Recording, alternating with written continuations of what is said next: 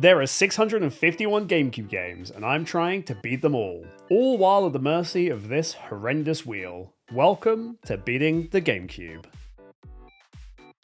Game number 26 is Digimon Rumble Arena 2. Released in 2004, it was both developed and published by Bandai. As a young lad, I was a huge fan of Digimon. I put countless hours into the PS1 games, and I have very fond memories of playing the original Rumble Arena with my friends. I was curious to see how this one measures up. Did this scratch the itch, or has time left it behind? Let's find out. In my general experience, Digimon games have really long and elaborate intro movies with that one song blaring over it.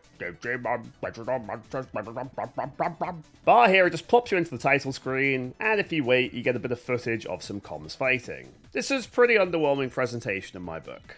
Honestly, it's a bit of a lean affair in general. Gameplay-wise, there is only arcade, multiplayer, and practice. Then in the options, we just have audio sliders and controller rebinding. There is one cool thing at least, which is the Digidex. In here, I can look through every playable character as well as their Digivolutions. The general gameplay consists of playing as a rookie who is weak, then you farm points to digivolve into a champion and in some cases a mega form. These improve your move pool and they juice up your stats. And it really is that simple. There was nothing to do but dive into the arcade mode. I could pick from a number of rookies, and since they have the English dub, I decided to lock in my boy Guiamon, as I like matching fishes! As per the challenge norm, I went with the default difficulty, which is medium, and it was time to begin. To beat this game, I just need to finish arcade once with a single character. Like with One Piece, we're beating, not completing, and it's the exact same thing no matter who you pick. I do think the stage selection is neat though. You work your way across a triangle, picking up or down, and if you take a higher path, the difficulty increases. My first fight was against Guiamon. One dumb thing is that there are some vaguely unique combos for each character, but you cannot look them up in battle. Helpful. Gameplay is also pretty choppy. It's like Smash Bros at home, although with conventional health bars. If you run out of health or you fall from the stage, it will cost you one of your 3 lives, and it seems like basically every floor is breakable, so it's pretty easy to fall off. From what I remember, in the first game, all the moves dealt damage and Digivolution was time-gated. Things are a little different here. Using your A moves will deal damage, but your B moves cause the opponents to drop blue orbs. Picking up these blorbs will fill the Digivolution meter. Wait, what is this? Body snatchers? I don't know what any of this means. Oh, I'm him now. Jesus. Okay. This is so bad, dude. Actually, so bad. Wait, if I Digivolve, like, if I just stay... Okay. Okay, good. As you may have gathered, this game is a bit of a shambles. I kind of love it for that though. It's just some dumb fun, and it is amusing how totally unbalanced the moves are. Ikakumon could just insta-freeze and spike people that come near him, so yeah, he's pretty good. Before long, I had won my first match, and it was on to pastures new. We decided to go down, up, down for the stage selections, so that meant opponent 2 was Palmon. Now, I thought the first stage was a mess. I had not seen anything yet.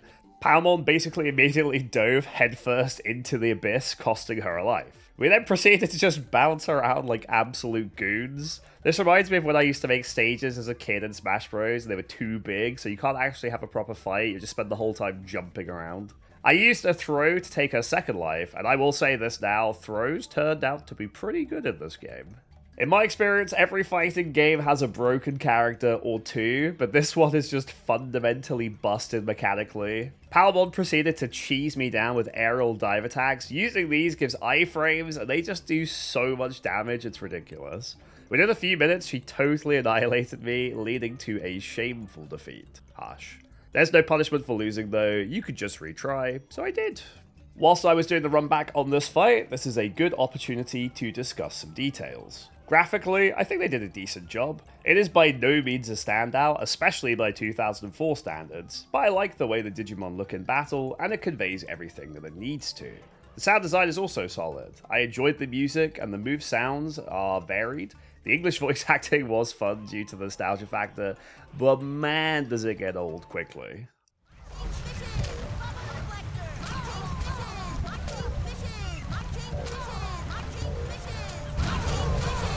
I think this is absolutely the type of game that only really shines with friends. Getting 4 people on the couch and just leading into how dumb the mechanics are could be an absolute blast. Some of the power-ups are really crazy too. Smash Bros might have a few powerful items, but here they just get bonkers. They might be as simple as recover health, gain an extra life, or increase your damage, but they could be as insane as summon Phantomon to one-shot your opponents, turn people into piñatas, or the craziest is Digivolution Convolution. All rookies become megas, and all megas become rookies. I did some research, and the competitive scene is even more crazy as people just fully embrace the jank to do crazy combos. Meanwhile, I was just playing all on my Larry, fighting Palmon by bounce spamming just as much as she was. I beat her this time, and then we moved on. Next was the Steamworks, and at first I thought it was going to be a 2 versus 1, but weirdly enough, it was a complete free-for-all. I was getting totally wrecked initially. They were comboing me, and they even managed to digivolve while at full health. Ruh-roh. Fortunately, I did manage to turn into Ikakumon, and as I mentioned earlier, he is anything but balanced. I used my harpoon torpedoes to poke them both down, and I even managed to knock Kabuterimon straight off the map. Despite it being a free-for-all, they definitely focused me, man. I was getting bullied by the older boys, and I'm just a sweet little fish, bro. This was another loss, and that meant it was replay time. Since they seemed determined to pick on me, I decided to go full-on cheese mode and abuse the power-ups, stage hazards, and clunky AI to my heart's content. I really wanted to reach Mega Stage, as Zudamon was one of my favorites as a kid, but by the time I won this stage, the dream had yet to be realized.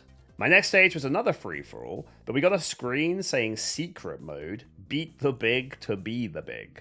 I'm not exactly sure what triggered this secret thing, but it meant that one person was a Mega Digimon from the start. Guiamon was the chosen one, and that meant he was Gallantmon, and 2 rookies versus a Mega was as unfair as it sounds. Mega Digimon straight up have more stats, so they deal more damage and they take less. I naively hoped that Agumon was going to team up with me and be my friend, but that little fiend kill-stole the finishing blow, and that turned him into War Greymon. Seeing my opportunity to finally live my Zudamon dreams, though, all bets were off. Yeah, there we go. Now I got a hammer. Bonk. There we go. Now we can play the game. Bonk, bonk, bonk, bonk, bonk. I win. Better luck next time. Look at those moves. Whoa, I can spin to win. No! No, I win! I did it! This is so bad. When you have a giant hammer, everything looks like a nail. We unlocked the mode for multiplayer, but I wasn't done with the secret modes yet. This time it was keep away in a free-for-all. The objective here was to score 20 points by grabbing a spirit egg and holding it to score. Hitting the carrier makes them drop it, so it's pretty standard stuff. I thought previous matches were cheesable, but holy man, I just had the time of my life bouncing around and abusing the com's terrible pathing. In no time at all, I locked in another dub, and it's time for the boss fight. For my boss, I could choose between Omnimon and Diaboromon, and I went with Omnimon because she's pretty cute. I was a little concerned going in. He is a permanent Mega Digimon, and unlike Big vs Small, I can't just cheese my way to being Zudamon. His damage was downright filthy, and my attacks barely left a scratch. How am I going to get myself out of this one? Well, you know how I mentioned earlier that grabbing is pretty strong in this game?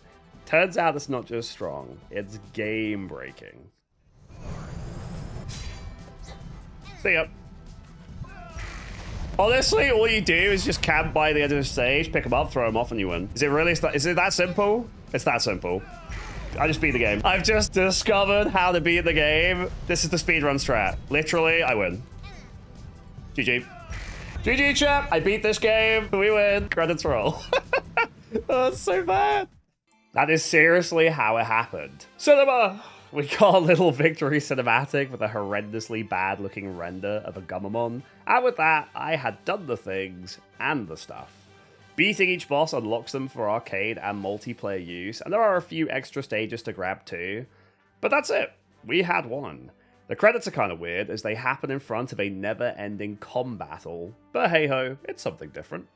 Also, just to reiterate, the only things I could do from here would be play more arcade with other characters and fight other bosses, but that is completionism, and for this challenge we aim to beat the games. And that concludes Digimon Rumble Arena 2. A fun little distraction when enjoyed with a group, but a pretty lacking solo adventure. It took me just 35 minutes to beat, making it currently the second quickest game of the challenge. I settled on a 2 for difficulty. It is very, very cheesable, and the boss fight was an absolute joke. Enjoyment scored a 5, it was amusing to stream, and it is always nice to be in and out in under an hour.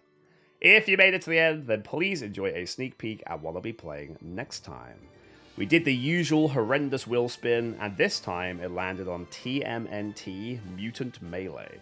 There are lots of Ninja Turtle games for the Gamecube, but having watched the trailer for this one, it looks rough. But we'll see how I got on with that next time. Don't forget to like, comment, and subscribe as they do help the channel, and I'll see you then. Bye bye.